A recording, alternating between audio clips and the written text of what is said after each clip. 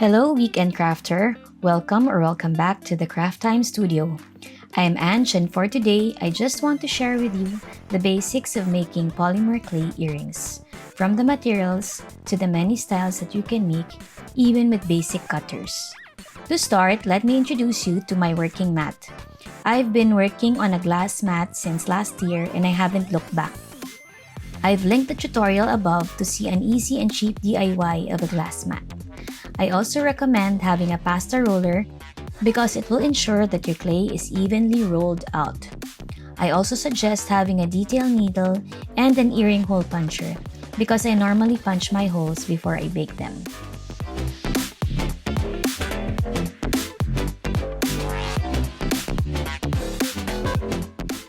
I also want to introduce you to some basic shapes.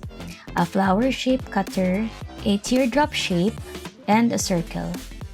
And from these shapes alone, I want to show you that you can do so many unique designs, from very simple ones to more detailed ones. You will also need earring findings such as jump rings and earring hooks, as well as earring tools, like pliers. Before you start on a project, make sure that you wipe your work area clean. I normally spritz mine with some alcohol and wipe it down.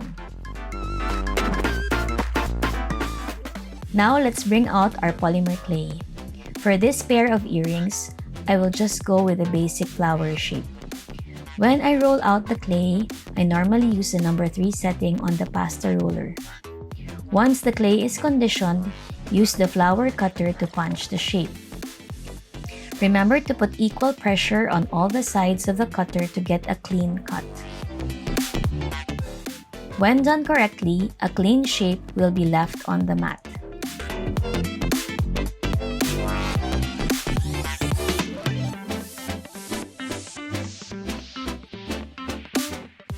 Now, I will add the center using a circular cutter.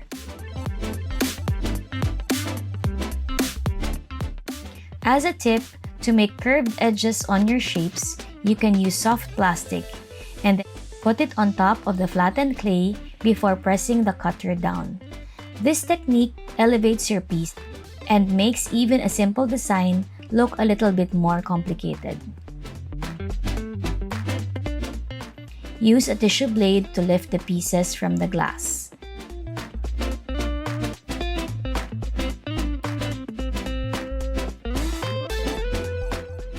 Place the circle at the center of the flower and use the detail needle to add texture.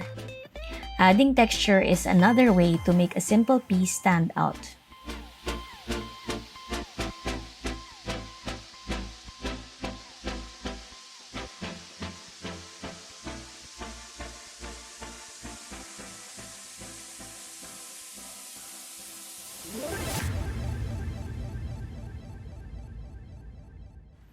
For the final touch, punch the holes for the earring findings.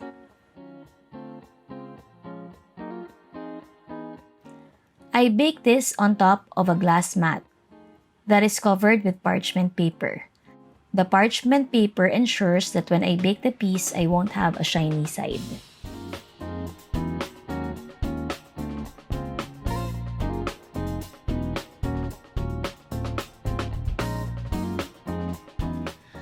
Now let's go to the second design. With the same flower cutter, I want to make a cherry blossom earring. For this, you will need flower-shaped cutter and we will combine it with a tear-shaped cutter.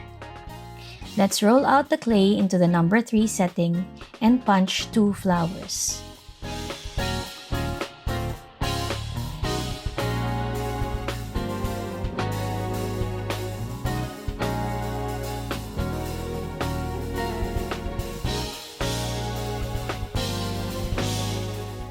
With the pointy edge of the teardrop shape, cut a V shape on each petal of the flower.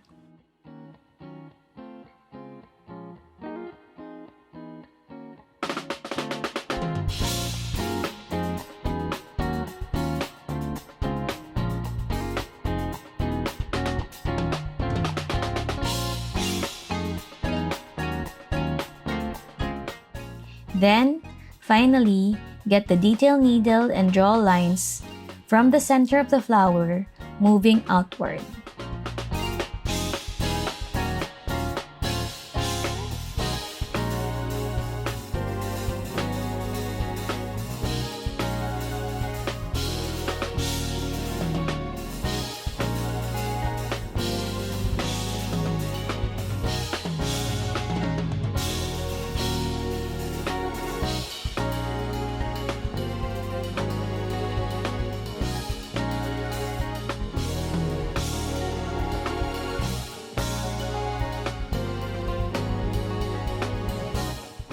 Roll a small ball of pink and place it at the center of the flower, and press down carefully.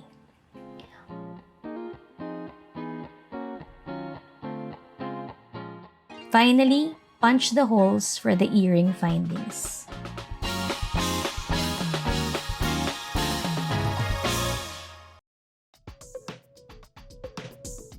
And that is it for the second pair. Remember to lift your pieces with a tissue blade to avoid distortion.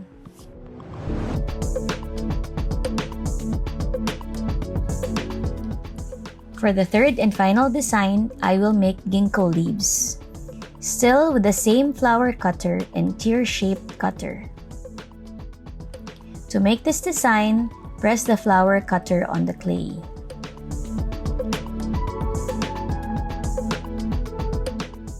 Make sure that you have at least 3 petals and then use the curved side of the teardrop shape cutter to punch each side.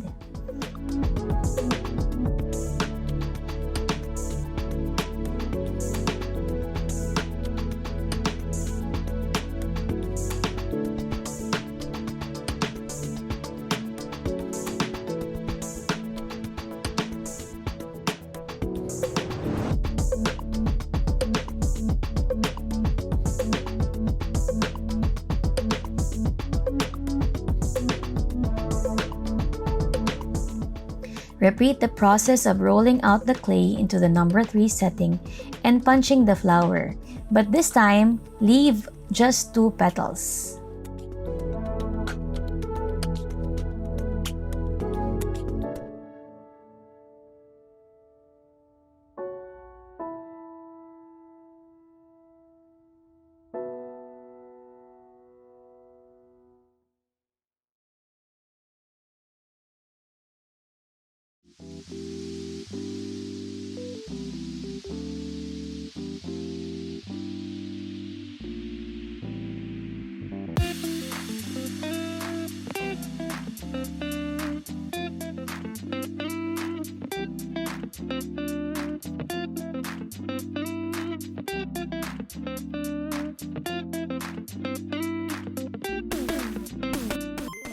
And then make a pair. Get the detail needle and draw the veins on the leaves.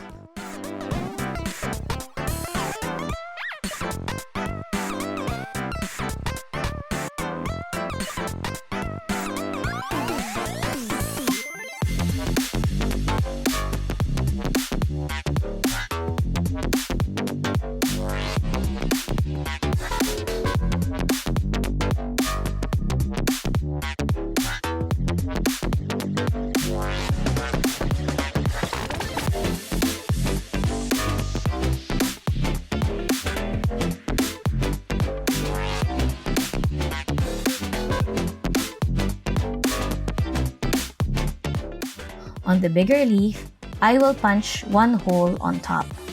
But on the smaller leaf, I will punch 1 on the bottom and another on top, so that I can link the smaller leaf to the bigger leaf.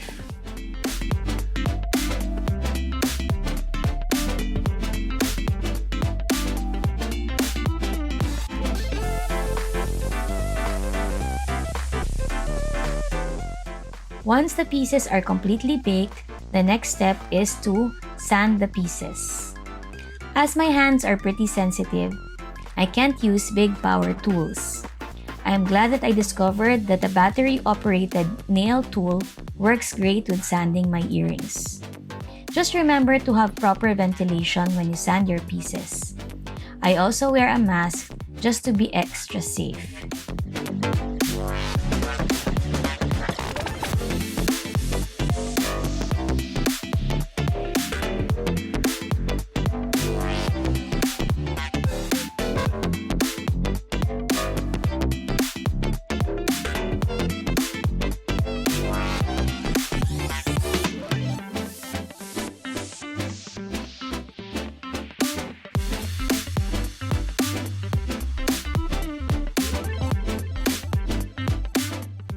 And now it is time to assemble our earrings. I first attach the earrings to my earring hook with a jump ring. When opening the jump ring, I recommend opening it side to side to avoid the ring from becoming deformed.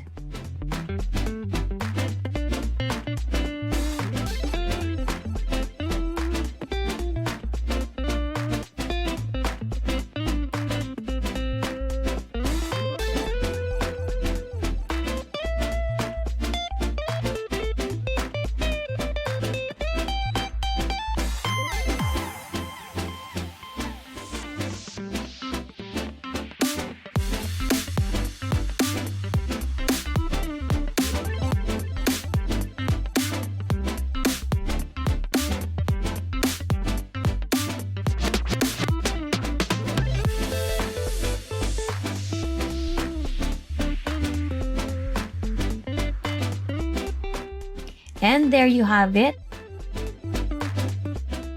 I came up with 3 different designs from one flower cutter, all of which can be done by a beginner. I know that a lot of you want to start your polymer clay business but have limited budget, so I hope that I was able to share with you some money-saving tips, such as maximizing the use of the cutters that you have on hand, and being very careful in selecting the kinds of cutters that you want to invest in. Thank you for watching this video. If you want to know what I've been up to during the week, do visit my IG at crafttime.ph. Have a crafty weekend. Bye!